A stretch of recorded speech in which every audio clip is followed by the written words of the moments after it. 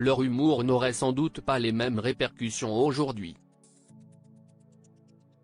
Lorsqu'ils ont démarré ensemble au théâtre de Bouvard, l'une des émissions de télévision les plus cultes des années 1980, Pascal Légitimu, Bernard Campan et Didier Bourdon, qui ont par la suite formé le trio comique Les Inconnus, se moquaient de tout le monde. Ils se produisaient alors sur scène, aux côtés notamment de Seymour Brussels et Smaïn, ainsi que d'autres humoristes. Si est-il vrai que dans les caractéristiques, il y avait la naine, le noir, l'homosexuel, le ronchon, se souvient Mimi Mati, dans le documentaire L'histoire secrète des inconnus, diffusé ce vendredi 5 janvier sur TF1. Si une partie du public était ravie d'être représentée, ces sketchs n'ont pas été sans conséquences.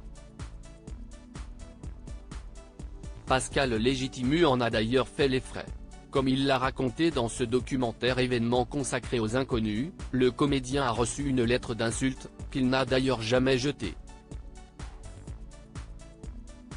Il y a le pendant de ça, si c'est-à-dire qu'à un moment donné, j'ai une lettre, qui est toujours à la maison, que j'ai reçue à l'époque, et la lettre dit ceci, si est quoi ce nègre et ce bico, en parlant de Smaïn et de moi bien sûr, qui salissent notre télévision à 19h45, c'est-il remémoré.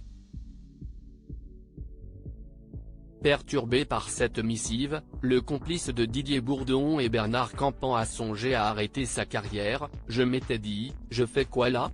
Je continue? J'avance? J'arrête le métier? J'ai dit, non, continue Pascal, parce que si tu arrêtes, ces gens-là auront raison, a fait remarquer Pascal Légitimu. Ce serait compliqué, Didier Bourdon, ses tristes confidences sur les sketchs des inconnus invités de l'émission 50 Inside en octobre dernier. Didier Bourdon s'était déjà confié sur les sketchs des inconnus, qui ne passeraient certainement plus à l'heure actuelle.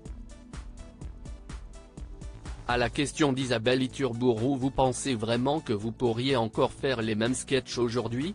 Le heureux papa de 3 enfants a répondu, ce serait compliqué aujourd'hui. Là, on aurait pas mal de soucis.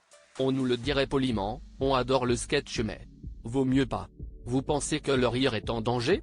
Lui a demandé la remplaçante de Nikos Aliagas, dans une séquence diffusée sur les réseaux sociaux. Il n'y a pas que le rire, semblerait-il, a-t-il lâché cash, tout en rappelant, l'humour, c'est pour ça que les gens aiment beaucoup, c'est qu'on est un petit peu le fou du roi. C'est la soupape, quoi. Heureusement qu'on peut dire des trucs, parce que, sinon, c'est la Corée du Nord. Et l'humoriste d'oser une remarque sarcastique, les inconnus en Corée du Nord, ça doit être quelque chose. Crédit photo, Koadik Guirec.